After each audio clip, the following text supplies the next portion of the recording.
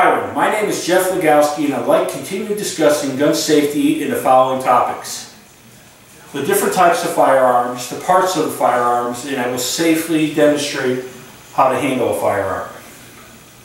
There are two different categories of firearms. They are the handgun and the long rifle. In the handgun category, you have revolvers, which have a revolving cylinder, which they get their name from, and then the semi-automatic pistol, which usually has a magazine which holds the rounds, which is fed into the hand grip, and the rounds are fed from the magazine into the chamber. Rifles get their name because of the rifling in the long barrel. Thus, rifles are used and accurate at long ranges. Shotgun's different from rifling in that they don't have rifling. It has a smooth bore, and they shoot a shot shell, which is nothing but a shell full of small BBs. Alright, we're going to go over some of the parts in the demonstration on safe handling of the firearm. Before we do that, I want you to realize whenever you pick up a weapon, you want to ensure that you have a safe and unloaded weapon. And also remember that every firearm has its own individual characteristics. So, you got to keep that in mind. But there's also a lot of general common parts, and that's what we're going to go over here.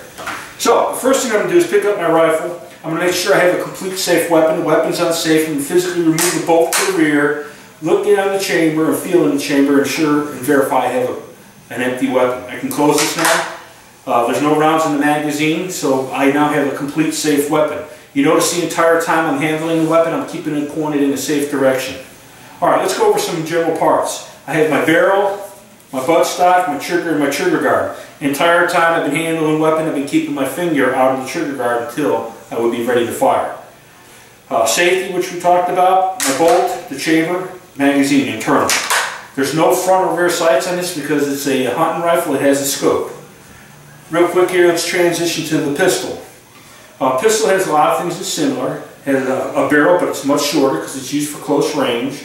I have a front sight, a rear sight, trigger guard. The big difference here is the hand guard. I'm going to go ahead and make sure I got a complete safe weapon. There's no safety on here, so I'm going to keep it pointed in a safe direction. Pop open the revolver chamber here, and I can individually turn this and look and make sure that each of the cylinders are empty. I'll go ahead and close this, and pretty much that's the parts and safe handling of both the rifle and the pistol. Alright, here's a couple key notes that I want you to remember. Always remember, if you buy a new weapon, it comes with an owner's manual. If you buy a used one, you can go online and download the owner's manual. But that gives you a great place to start to learn about your weapon, and then to review about your weapon. If you have it locked in your safe, and you pull it out 6 months or a year later. Remember, no two guns are alike, and most manufacturer websites have videos where you can watch to learn how to clean and disassemble your weapon.